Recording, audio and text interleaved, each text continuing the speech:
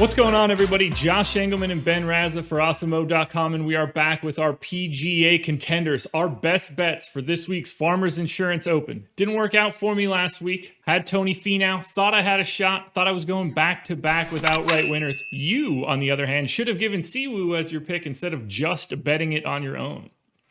Yeah, I really liked him in DraftKings too. That worked out. Picks, some up, some down. I was hoping for a couple guys to get in the mix, but this is a great tournament. Farmers is a staple of the early season PGA. The other thing that's cool about this, U.S. Open is played at Torrey Pines this year, so we kind of get a preview. You can take some notes. I'm really excited to get into some of the big names in the field. You and me both. Before we do anything, hit that like button. That helps us out a ton. Subscribe to the channel. That helps Awesemo.com out a ton. And you have the opportunity to be the 50,000th subscriber. That's really hard to say. You don't get anything for it other than pride, and we know we love pride around here. So do you want to kick this off, or do you want me to go first? No, it's still your serve. You're riding high from Kevin Na a couple weeks ago. That gets you first crack at it again. All right, so last week, my first guy in was Tony Finau. This week, I'm thinking about going with Tony Finau. So 22-1, and he has had some major success at this event. Tied for 6th last year, tied for 13th in 2019, tied for 6th in 2018, tied for 4th in 2017. He is just permanently at the top 10. He got 4th last week. Distance off the tee is huge here. Obviously, Tony Finau has no problem finding some distance off the tee. He's playing well. He's playing well here pretty much always. What's not to like at 22-1? The same thing as last week, Tony Finau. He just can't find the winner's circle. But again, I know it's frustrating. I've certainly backed him in my fair share of outrights over the past years, couple years. You don't win and then you start winning and it kind of opens the floodgates. He's too good to keep doing this. And I do think that there's something to it, but at the same time, he's not giving away leads on Sunday. He got outplayed last week by Siwoo. Nothing he really could have done. He kind of did his part. So I see where you're going there. I'm going to a guy that to me is kind of in line with Tony Finau, but his odds are 40-1 to win.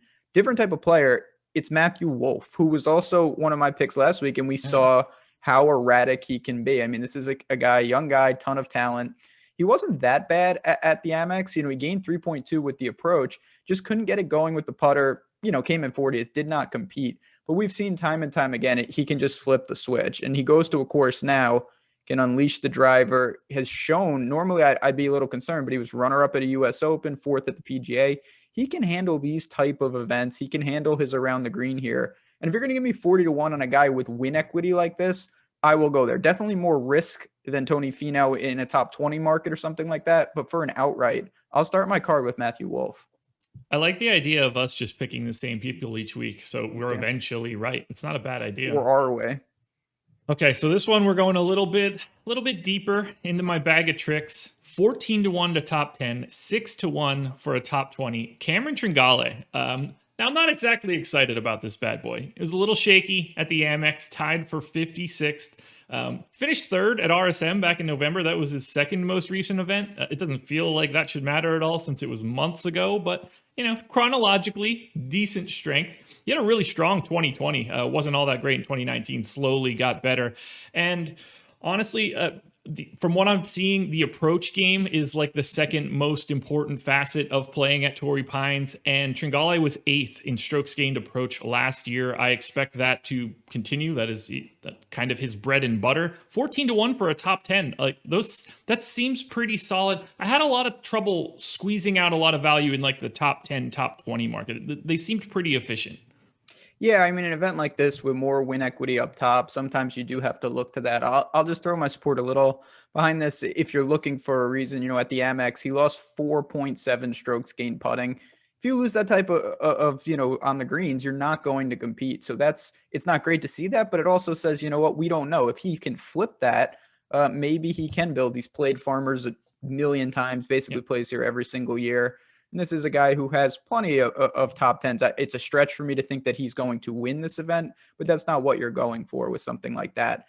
I'm going kind of a different direction. I have a 70-1 outright here, and it's definitely a quality player. And it's someone we had question marks, and maybe they've been answered in Gary Woodland. I think everyone wanted to see how he was going to play last week because he was nursing an injury. The end of 2020, 3 missed cuts and a 72nd. He was not competitive. He was hurt, clearly. Goes to the Amex, 16th, +4 tee to green, even with the putter. Everything that I wanted to see in terms of where his game is at, I saw. And now if you're going to tell me that Gary Woodland is healthy, I think 70-1 is a steal in any event, major or non-major event like this. Clearly, he can lean on his driving distance. And yes, it was just one event, but to me, this kind of mirrors what we've seen with Leishman. We were wondering what the break would do, and Leishman has been great so far. I think Gary Woodland took a huge step at the Amex. I'm going to buy now because if we get the best version of him, 70-1 is going to be long gone in the coming weeks.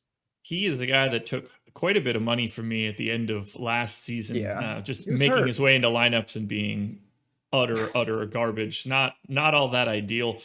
All right, buckle up for this one. So I'm going to present Bramlett. No, yeah, Joseph Bramlett did not play all that well last week. At least Wyndham Clark made the cut. Bramlett, on the other hand, probably could have went home after his first 9 holes. 120-1 to win outright. 17-1 to top 5. 8.5-1 to top 10. I'm going Charles Howell the third. Missed the cut last week. Had made 5 straight cuts prior to that. He gained 4.5 strokes putting in his 2 rounds last week and still missed the cut. That's really difficult to do. Yeah, that happened.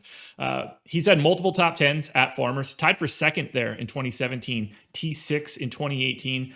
Driving distance is good enough, 62nd in driving distance last year. I'm a little scared about his approach game. It has never been a strong suit for him, and it's not exactly trending upwards. But I think the odds are too good to pass up for someone that has experience here and has quality experience here. Again, almost picked up a W in 2017. That now 2017 feels like a lifetime ago at this point, but I would rather see that than miscut.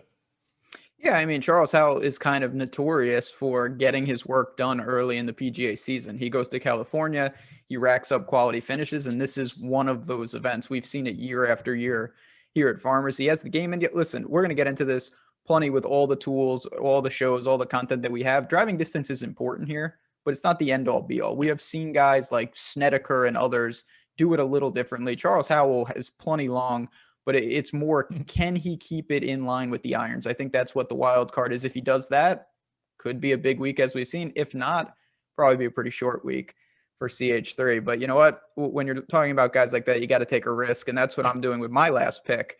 Going to Max Homa, who again, he's 140-1 if you want to sprinkle, but 11-1 in the top 10 market. That's kind of where I'm honing in on. Form his return. So he finished up 2020 with a 12th at OHL, 21st at Amex. The putter was good. Long-term off the tee is always strong, and he actually wasn't great last week.